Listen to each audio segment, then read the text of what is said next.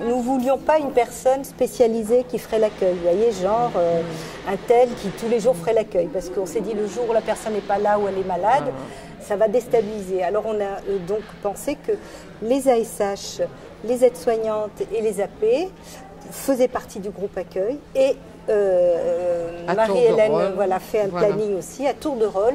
On sait que toutes les personnes à un moment donné le font au moins 2 fois dans le mois. Cet accueil des parents. C'est-à-dire que quand quelqu'un sonne, c'est la personne référente de ce jour-là qui va accueillir la famille. Surtout si c'est la première fois. Après, quand les parents, comme disait tout à l'heure Marie-Hélène, sont une relation de confiance et après ils savent comment ça fonctionne parce qu'on leur a expliqué. Mais ce temps vraiment de la première fois, on prend beaucoup de temps. Au début, on pensait que ça allait nous faire perdre beaucoup de temps, mais on en gagne énormément. Parce que les parents se sont sentis accueillis, ils ont compris notre fonctionnement, ils ont accepté les règles. Et du coup, parce qu'on les a expliqués, on les a donnés. Je pense que pour les enfants, c'est bénéfique.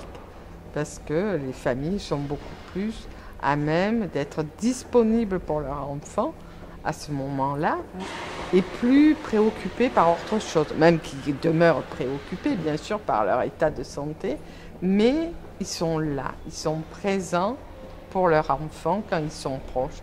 Après, quand ils vont voir le médecin, c'est autre chose, mais là, quand ils sont là, ils sont plus en train de se demander quand ils pourront savoir quelque chose. Donc, ils vont plus gérer leur contact avec leur enfant. Voilà, comme si effectivement il y avait quelque chose qui avait vraiment diminué. Voilà. Bon, bien sûr, comme vous expliquiez, l'enfant qui est en réanimation, c'est que ça veut dire que c'est quand même grave. Quand même, la relation de confiance avec le médecin, le fait de prendre du temps, parce que vraiment les médecins restent le temps qu'il faut pour la famille. Et la plupart du temps, maintenant, c'est les familles qui presque interrompent l'entretien en disant « Bon, docteur, merci, j'ai pas de questions aujourd'hui ». Parce que justement, on les a mis à leur place. Et ça, c'est vraiment quelque chose qu'on a remarqué.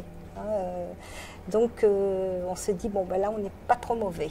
Et puis le fait que nous fassions cette réunion mensuelle, qu'on se réunit pour parler, pour améliorer le dispositif, comprendre aussi ce qui a pu se tramer, parce que, bon, je veux dire, là, on vous dit, on est content, mais tout n'est pas rose. Ça permet aussi toujours pareil finalement de ne pas laisser quelqu'un en plan s'il y a une situation stressante ou agressive qui a pu se rencontrer sans que nous, on ait l'information. Mais quand même, nous avons plus de grandes manifestations de colère, de crise de nerfs, de parents.